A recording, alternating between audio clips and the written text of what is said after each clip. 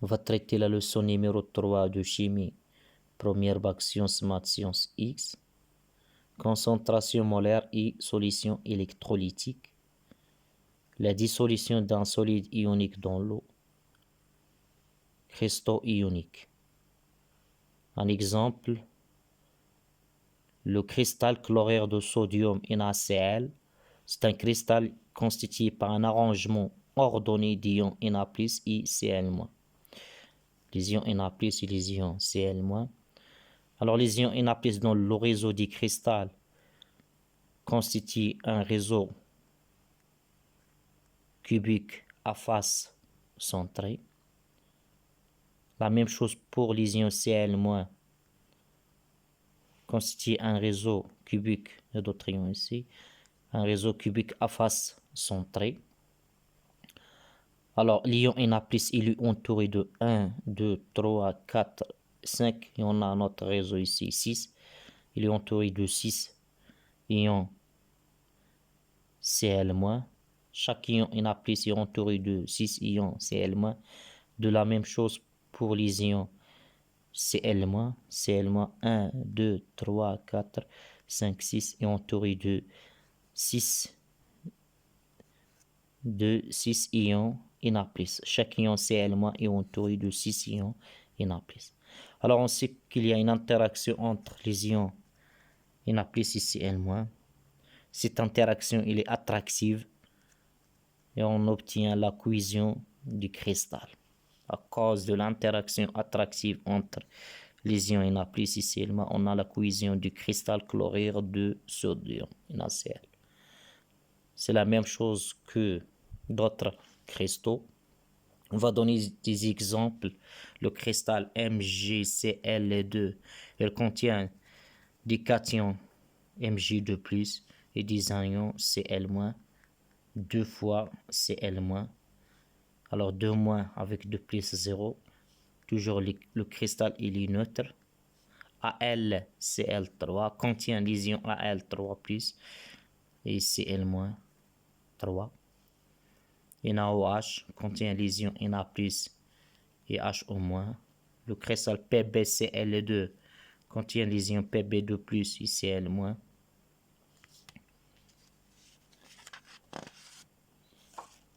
Le cristal Al2SO4-3, on a 2 ions Al3+ et 3 ions SO4-2-. Alors 2 fois 3 c'est 6, 6 charges positives, 3 fois du 6-. Toujours le cristal est neutre. En général, A alpha, B bêta contient les cations A bêta+ et B alpha-. Alpha ion A bêta+ et bêta ion B alpha-. Alpha multiplié par bêta égale à bêta fois alpha. Le cristal est neutre. Deuxièmement, molécules dipolaires. On va parler des molécules dipolaires. On va prendre l'exemple de la molécule chlorure d'hydrogène HCl. On va représenter selon Lewis la molécule HCl. H, Z égale à 1, contient un seul électron. Cl, Z égale à 17, on a 17 électrons. Alors on va faire la distribution des électrons sur les couches. Pour l'hydrogène, K1. Pour le chlore, K2, L8, M7. 2 plus 8, c'est 10. Et 7, c'est 17. Alors, la couche externe d'hydrogène contient un électron. Alors, on n'est pas saturé. Et la couche externe du chlore contient 7 électrons, n'est pas saturé. L'hydrogène, il a besoin d'un électron selon la règle du Dewey. Et le chlore a besoin d'un électron pour saturer sa couche de 8 électrons selon la règle de l'octet. Alors pour le chlore, on a 6 électrons libres et un électron de contribution. Donc il va contribuer avec un électron et l'hydrogène va contribuer avec un électron. pour former la liaison simple entre H et le chlore. Alors selon Lewis, H, liaison simple Cl, et on a 3 doublis libres. Alors l'électronégativité de l'atome chlore est supérieure à l'électronégativité de l'hydrogène. La notion de l'électronégativité est ici en définition. L'électronégativité, c'est l'aptitude d'un atome à attirer vers lui le doublet de la liaison. L'aptitude, la capacité d'un atome à attirer vers lui le doublet de la liaison. Ici, le chlore a une aptitude à attirer le doublet de la liaison. Alors, puisque le chlore attire le doublet de la liaison, il est proche de gagner un électron, c'est-à-dire il y a une charge moins delta, un nombre entre 0 et 1. Et H, il est proche de perdre un électron. Il y a une charge positive plus delta sur l'atome d'hydrogène. Si elle attire le doublet, donc une charge partielle moins delta nombre entre 0 et 1 sur le chlore, et une charge partielle plus delta sur l'atome d'hydrogène. Alors vous voyez que donc pour la molécule HCl, on a deux pôles plus delta et moins delta. Alors la liaison HCl est polarisée et la molécule chlorure d'hydrogène HCl, c'est une molécule polaire. Molécule polaire, c'est-à-dire se comporte comme un dipôle. On va donner un autre exemple. La molécule de l'OH d'eau. H, Z1O, Z8. K1, K2, L6. La couche externe de H contient un électron. La couche externe de l'oxygène, 6 électrons. Alors, on a 2 hydrogènes, oxygène. On a 2 doublets libres pour l'atome d'oxygène et 2 liaisons simples OH. Alors, selon Cram, donc la molécule H2O dans l'espace, ce n'est pas linéaire, mais se forme cordée comme ça, OH. Alors, puisque l'électronégativité de l'oxygène XO est supérieure à l'électronégativité d'hydrogène XOH, alors l'oxygène, il attire cette liaison simple, le doublet de cette liaison. Il y a apparition d'une charge moins delta sur l'atome d'oxygène et plus delta pour l'hydrogène. Alors cette liaison OH, elle est polarisée. De la même manière que cette liaison OH, l'oxygène attire le doublet de la liaison, une autre charge partielle moins delta sur l'atome d'oxygène. Donc, au total, on a moins de delta et une autre charge positive plus delta sur l'atome d'hydrogène. Alors, on a ici une charge partielle positive pour l'hydrogène et une autre charge partielle positive pour l'autre hydrogène. On cherche le barycentre G+ des deux charges. C'est le milieu. Ce point-là, c'est J plus le barycentre de charge positive. Pour les charges négatives, le barycentre se trouve sur l'atome d'oxygène, G-. Alors, on va comparer les deux barycentres G- et G+. Le barycentre G+ ne coïncide pas avec G-. Alors, la molécule H2O, c'est une molécule polaire. Alors, on a une liaison OH polarisée et la molécule aussi, elle est polaire. Alors, je vous donne un contre-exemple où les liaisons sont polarisées, mais la molécule n'est pas polaire. Exemple, la molécule CO2 n'est pas polaire. Alors, on a la représentation de Lewis de CO2, CO. L'électronégativité X ou O de l'oxygène supérieure à l'électronégativité X de l'hydrogène. Alors, pour la double liaison entre CO, l'oxygène a une grande électronégativité, donc il va attirer le doublet de cette liaison. Il y a une charge moins 2 delta et le doublé de cette liaison moins une autre charge delta, c'est-à-dire au total moins 2 delta sur l'atome d'oxygène. Pour le carbone, on a plus 2 delta. Alors la liaison CO est polarisée. Il y a 2 pôles, moins 2 delta et plus 2 delta. De la même manière que la liaison CO, cette liaison et le doublé de cette liaison est attiré par l'oxygène moins delta et moins delta moins 2 delta et plus de delta au général, donc plus 4 delta sur l'atome de carbone. Alors on va chercher le barycentre de charge moins 2 delta. Alors se trouve au milieu, c'est-à-dire sur l'atome de carbone. Et la charge G+, le barycentre de plus, se trouve sur l'atome de carbone. G- et G+ coïncident. G- coïncide avec G+, donc CO2 n'est pas une molécule polaire. Alors, on a la liaison CO polarisée, mais la molécule n'est pas polaire. La dissolution dans l'eau. Alors, on obtient une solution ionique par dissolution d'un cristal, soit un cristal ionique ou bien un liquide ou gaz polaire dans l'eau. La dissolution se passe en 3 étapes. On a la dissociation,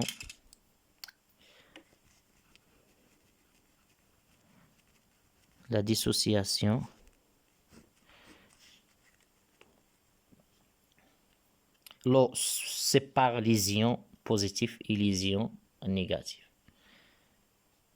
L'eau sépare les ions lorsqu'on ajoute l'eau. Donc, il va séparer les ions positifs et les ions négatifs. Deuxièmement, hydratation ou bien solvatation.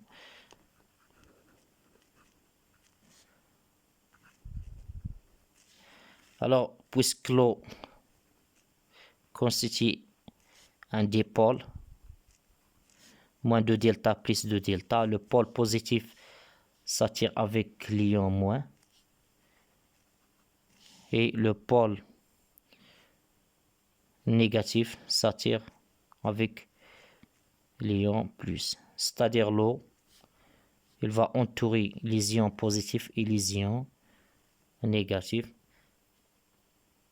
et il fait une protection afin que donc les ions positifs et les ions négatifs ne s'attirent pas. Troisième étape, la dispersion. Alors, les ions ici donc, sont libres. Ils se dispersent pour obtenir une solution homogène. Alors, on obtient une solution homogène ionique. Maintenant, les équations de dissolution. Alors, pour le cristal NaCl solide, lorsqu'on ajoute l'eau, il y a formation des ions Na+, et Cl-, aqueux.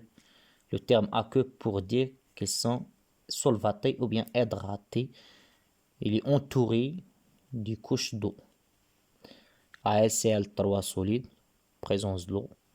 Al3 plus aqueux plus 3Cl- aqueux. NaOH solide, en présence de l'eau. Na plus aqueux plus HO- aqueux. PbCl2 solide, en présence de l'eau. Pb2 plus 2Cl-. Al2SO4 solide, présence de l'eau. 2Al3 plus 3SO4 .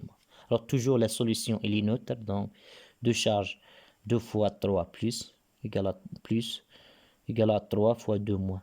Le nombre de charges positives, c'est le nombre de charges moins.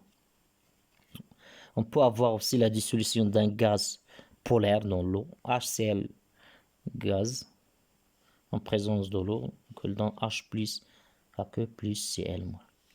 H2SO4 liquide, pour avoir la dissolution du liquide polaire dans l'eau, 2H plus aqueux plus SO4 et 2- aqueux. HNO3 liquide, dans H plus aqueux plus NO3 moins AQ. La deuxième partie, la concentration molaire. Concentration molaire de la solution. Alors, lorsqu'on met un liquide, un solide, un gaz, solidité de quantité de matière N dans un solvant qui est eau ici, un volume d'eau, on obtient une solution ionique, c'est-à-dire électrolytique, contient des ions cations et des ions anions. Alors la concentration molaire C est définie par la relation C égale à la quantité de matière sur le volume V. Quantité de matière en mol, volume V en litres. Alors la concentration molaire C en mol, litre moins 1. Un exemple. Si on met une masse M égale à 11,7 g de NaCl dans un volume V égale à 500 ml d'eau, alors la masse molaire atomique de Na 23 g mol moins 1. La masse molaire de Cl c'est 35,5 g mol moins 1. Alors pour calculer la concentration molaire de la solution, on cherche la quantité de matière N égale la masse sur la masse molaire. 11,7 sur 23 plus 35,5 c'est 0,2 mol. Et on va calculer la concentration molaire C, c'est la quantité de matière sur le volume. 0,2 sur 500, 10 moins 3, le millilitre en litre, 10 moins 3, on trouve 0,4 mol par litre. On va parler aussi de la concentration molaire effective d'un ion dans la solution. Alors, on va prendre dans un tableau l'équation de la dissolution générale à alpha, B, bêta en présence de l'eau.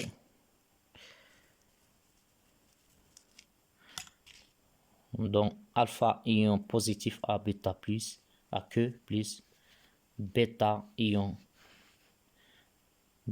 B, alpha moins AQ. Avant la dissolution, on a une quantité de matière N décomposée. Les ions 0, 0. À la fin de la dissolution, on a la quantité de matière décomposée, c'est 0. Et il y a formation de alpha fois N mol. Alpha fois N mol de A bêta plus. Et bêta fois N mol de B alpha moins. Alors pour trouver la concentration molaire effective de l'ion A bêta plus, notez A bêta plus, AQ, les ions sont hydratés. Alors c'est la quantité de matière de l'ion alpha N sur V, c'est alpha N sur V c'est la concentration molaire, c'est alpha fois C. Pour l'ion B alpha moins, c'est la quantité de matière de l'ion, c'est bêta N sur V, bêta N sur V c'est C. Alors, tout simplement, il faut multiplier le coefficient de l'équation de la dissolution par la concentration molaire C pour trouver les concentrations molaires effectives des ions. Exemple, le cristal NaCl en présence de l'eau, on a les ions Na plus et Cl moins. Alors, pour calculer la concentration molaire effective de l'ion Na plus, c'est le coefficient 1 fois C. Pour l'exemple qu'on a fait, donc on a 0,4 moles. La concentration molaire des ions Na plus, c'est 1 fois C, c'est 0,4 moles par litre. La même chose que Cl moins, c'est 1 fois C. C'est la concentration molaire C de la solution, 0,4 moles par litre.